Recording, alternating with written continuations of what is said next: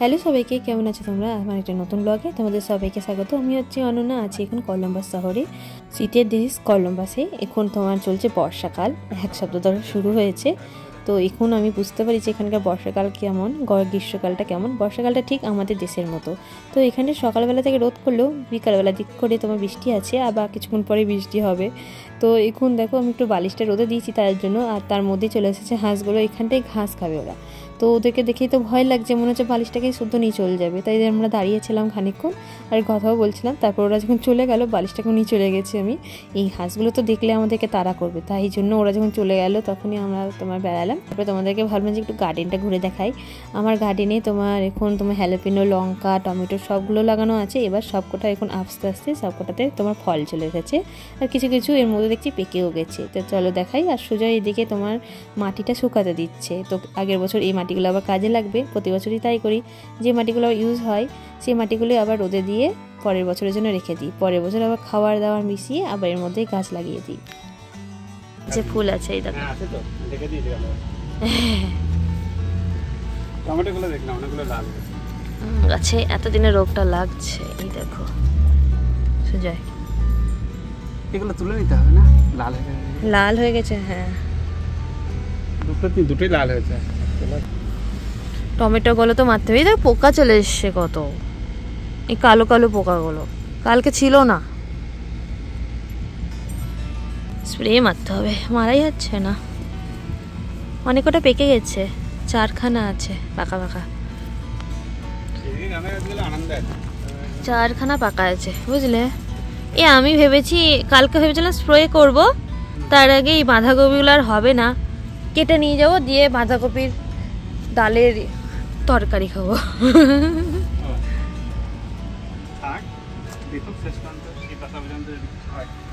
আমার তো মনে হচ্ছে না কিছু হবে। মাও বললো কিছু হবে না ওর আর। যা, কালকে গোলাপের ডালের কাটিং সেটিং করছিলাম, যেটা ভেবেছিলাম লাগাবো, দিয়ে আর নিয়ে যেতেই ভুলে গেছি। যে ডালটা কালকে কাটিং সেটিং করেছি, এই গোলাপ গাছটা হচ্ছে সেইটা। এই গোলাপ গাছটা নাই নাই করে দুবার সুন্দর ফুল আসছিল, দুবারই যেন কী টাইপের একটা রোগ হলো। স্প্রে করেছি, তারপর সেটা আমার মরমরা অবস্থা হচ্ছিলো। তারপর দেখলাম আবার সুন্দর গ্রোথ হচ্ছে। তো সেটা যখন দেখলাম তখন বেশ ভালোই লাগলো, বাহ মরেনি, এটাই একটা অনেক। আর এবার ভেবেছি প্রতি সপ্তাহে এই গোলাপ গাছে ট্রিটমেন্ট করতেই হবে, না হলে গোলাপ গাছকে বাঁচানো খুবই কঠিন হয়ে পড়ে।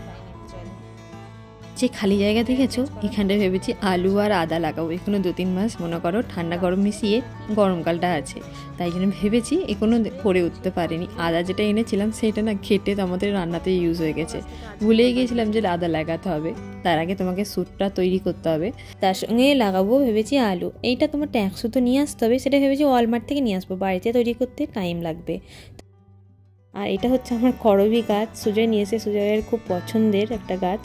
তো এবার যখন নিয়েছিলাম তখন বেশ ভালো ছিল, হঠাৎ করে দেখছি এটার মধ্যে 2টো গাছ লাগানো হচ্ছে। একটা গাছ কেমন বুড়ো বুড়ো হয়ে শুকাতে শুরু করলো, আর একটা গাছ বেশ ভালোই আছে, বাট ওটা অনেক দিন ধরেই আছে একইভাবে, তাই জন্য আর ওটাকে কাটিনি। আর এইটা হচ্ছে তোমার পট্টলিকা, যেটা তোমার আগের বছর নিয়ে এসেছিলাম। এটা আবার কখন জলের সঙ্গে এসে এখানটাই অবস্থা দাঁড়িয়েছে, আর সেটা আবার একটা থেকে এক ঝাঁক হয়ে তোমার ফুল ফোটার জন্য রেডি হচ্ছে।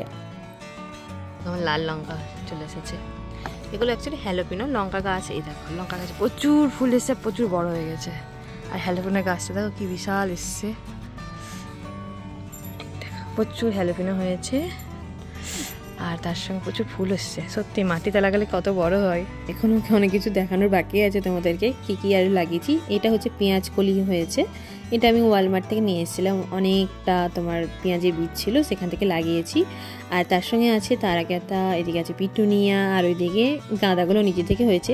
এই তারা গাঁদাটাও নিজে থেকেই হয়েছে, মাটিতে তোমার বীজ ছিল তো সেখান থেকে এসেছে। এবার ভেবেছিলাম লাগাবো, তার লাগানোর টাইম হয়নি, তো নিজে থেকে হয়েছে বলে আর সেকেন্ডবার লাগানোর মনে হয়নি। চলো এবার আমরা রান্নাঘরে যাই। রান্নাঘরে কিছু কাজ বাকি আছে, কিছু কাজ সেরে এসেছি।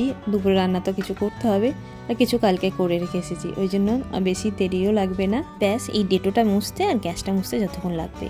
তোমাদের কার কেমন গার্ডেন ভালো লাগে, কার কেমন গার্ডেন আছে আমাকে তোমরা কমেন্টে জানাতে পারো। আমার এই ছোট্ট গার্ডেনে বিদেশের মাটিতে যে ভাবি যে কী লাগাবো আর কী লাগাবো না, অনেক কিছুই লাগাতে ইচ্ছা করে কিন্তু এত ছোটো জায়গায় লাগানো হয়ে ওঠে না। তাই যেটুকু পেরেছি, যেটুকু আমাদের ঘরে দরকার হয় সেইটুকু অনুযায়ী আমি লাগিয়েছি। তাও মনে হচ্ছিলো অনেক কিছু লাগাবো, ফুলকপি, মটরশুঁটি, শাক, চাল কুমড়ো, এগুলো লাগানোর ইচ্ছা, কিন্তু ওগুলো নিজের বাড়ি ছাড়া তো লাগানো যাবে না। নিজের বাড়িতে প্রচুর জায়গা থাকে, ওগুলো লাগানো যায় প্রচুর কিছু, কিন্তু এখানে আবার নিজের বাড়ি থাকলেও সামনে কিছু তো তুমি লাগাতেই পারবে না। যেটুকু জায়গা দেবে সেইটুকুতে তুমি ফুল ফল এইটুকু টুকটাক জিনিসগুলো লাগাতে পারবে। আর পেছন দিকে ব্যাকেটে প্রচুর জায়গা থাকে, সেখানেও তোমার সবজি টবজিগুলো লাগাতে পারবে। তো কী লাগাতে হবে কী লাগাতে হবে না, এখানকার কিছু রুল আছে, সেই অনুযায়ী তোমাকে লাগাতে হবে। তো যাই হোক, আমার তো রুটি ময়দা মাখা হয়ে গেছে, এখন আমি রুটিটা সেঁকে নিচ্ছি। আর পনির তো আগে করা আছে, কালকে পনিরটা করে রেখেছিলাম রাত্রিবেলায়, যাতে কাজটা তাড়াতাড়ি হয়ে যায়। তো ওইটা দিয়ে খাবো আজকে, পনির আর রুটি।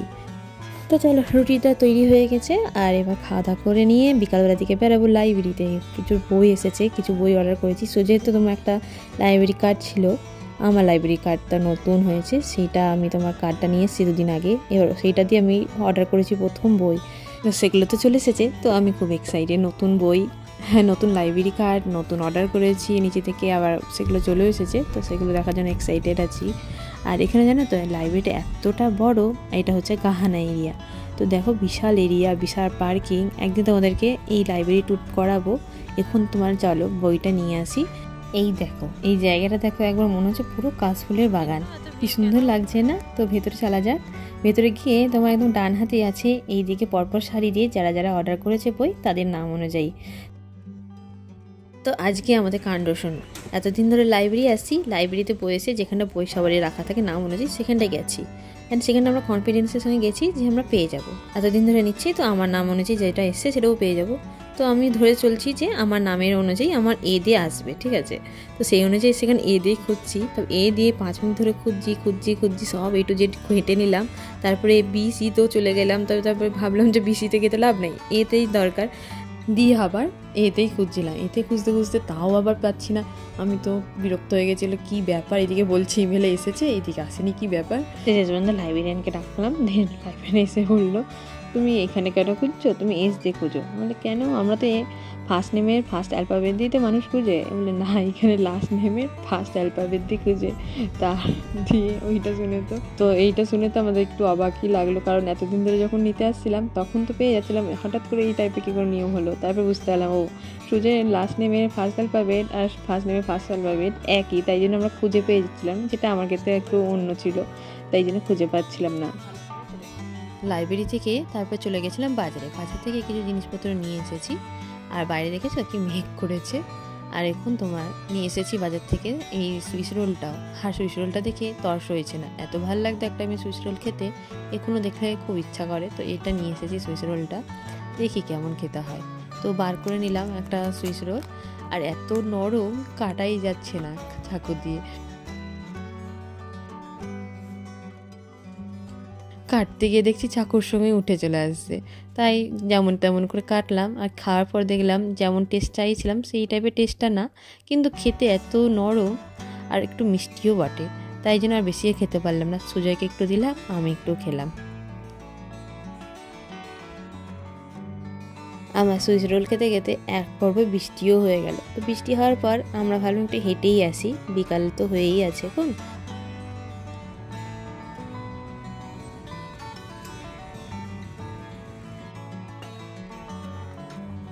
তারপরে এসে খেলাম চা, সুজয়কে চা করে দিলাম, আমি একটু চা খেলাম। দিয়ে চাটা খেয়ে দেখলাম আর এক পর্ব বৃষ্টি শুরু হয়ে গেছে।